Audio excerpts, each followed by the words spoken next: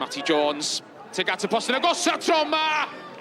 A'r peniad ymlaen gan Robles yn taro top y bar.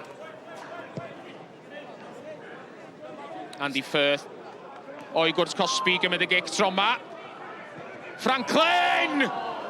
Yn methu canfod y targed. Ac o hwnna'n gyfla da i Harry Franklin.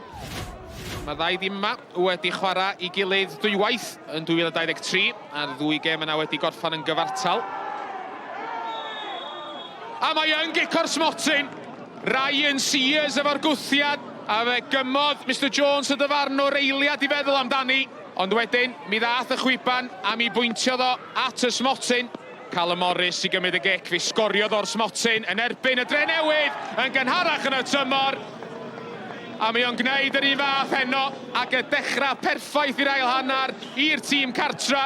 A mae Callum Morris wedi rhoi Cei Connah ar y blaen o'r smotyn.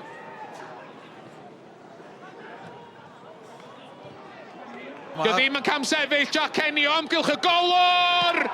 Ac yn rhwydo! Ac efo 20 munud i fynd, mae'n bosib na dyna di'r gol fydd yn gwneud y fuddugoliaeth yn saff. Jack Kenny yn curo y trap cam sefyll tro yma. I'r Drenewydd ddim yn meddwl fod wedi gwneud hynny, ond nath y Llimanwr ddim codi fanner. A fe nath Jack Kenny y mwyaf o'r cyfla. Chris Hughes yn gresynu bod na ddim VAR yn y Cymru Premier. Danny Holmes efo'r ergyd! Ond Dave Jones yn cael ei law at hwnna ac oedd hwnna'n arbediad gwych i fod yn deg yn enwedig ar ôl y gwiriad. We knew how important today's game was. It was pivotal, really, for where we want to try and get to.